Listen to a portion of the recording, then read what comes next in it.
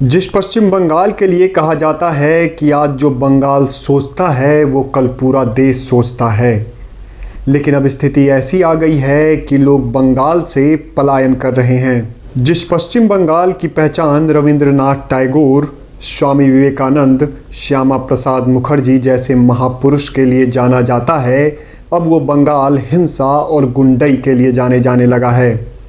जिस पश्चिम बंगाल में रसगुल्ला का मिठास कभी आता था, उस बंगाल में अब बारूद की गंध आती है। वो ममता बनर्जी जो बिहार और उत्तर प्रदेश के लोगों को गुंडा होने का सर्टिफिकेट बांटते नहीं थकती हैं, वो खुद अपने राज्य में महाजंगल राज स्थापित करने में लगी हुई हैं। ममता बनर्जी उत्तर प्रदेश में जाकर बंगाल मॉडल की बात करती हैं, और शायद इसीलिए क्योंकि वो प्रधानमंत्री बनने का सपना देख रही हैं, लेकिन उनसे तो बंगाल ही संभल नहीं रहा। आज पूरा देश में बंगाल मॉडल का अर्थ गुंडई, एक धर्म विशेष के प्रति सत्ता का झुकाव, बम विस्फोट और हत्याएं हैं। पिछले एक हफ्ते में 26 राजनीतिक हत्याएं बंगाल में हुई है। इसमें सबसे बड़ी घटना बीरभूम में घटी, जहां एक टीएमसी नेता के हत्या के बाद कुछ गुंडों ने एक हिंसा शुरू कर दी, जिसके बाद उन गुंडों ने घर में आग लगा दी।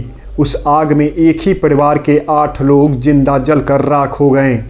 मैं दावे के साथ बोल सकता हूं कि अगर आपने उस तस्वीर को देखा तो आपको दोबारा हिम्मत नहीं होगी उस जले हुए लोगों के तस्वीर को देखने की। तस्वीर में उनका पूरा शरीर जल गया है, बस बचा है तो उनका नरकंकाल।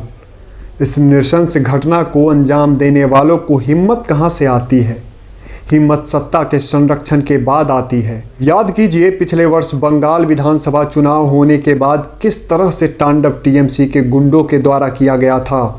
किस तरह से चुनाव के परिणाम के बाद भारतीय जनता पार्टी के नेता, भाजपा के समर्थकों, भाजपा के वोटर को चुन चुन कर उनके साथ हिंसा किया गया था।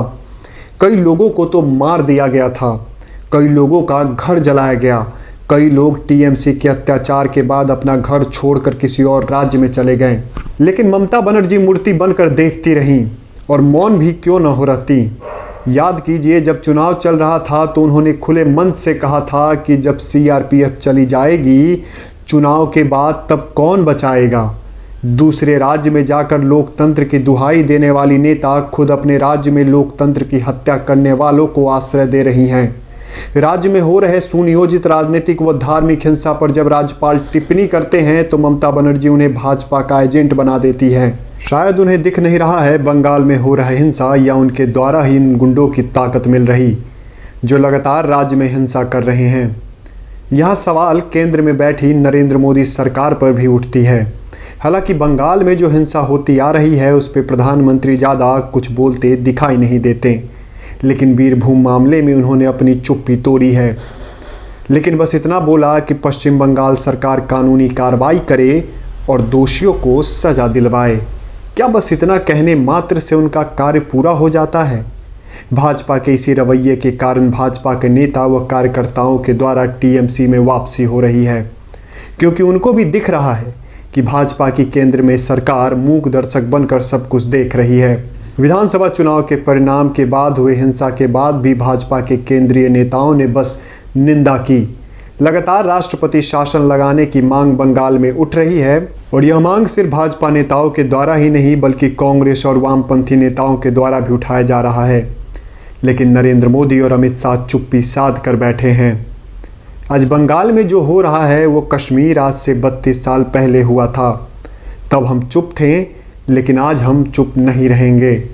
जैसी हमारी सीमा होगी उतनी ही हम इस पर बात को उठाएंगे, लेकिन ज़रूरत यह है कि केंद्र सरकार को इस पर कड़ा रुख अपनाना चाहिए। और जिस प्रकार की राजनीतिक व धार्मिक हिंसा बंगाल में हो रही है उसके बाद कोई रास्ता अब दिखाई नहीं दे रहा इस हिंसा को शांत करने के लिए। आपकी क्या राय है, हमें ज़रूर बताइएगा। क्या पश्चिम बंगाल में राष्ट्रपति शासन लगना चाहिए या नहीं? बहुत बहुत धन्यवाद।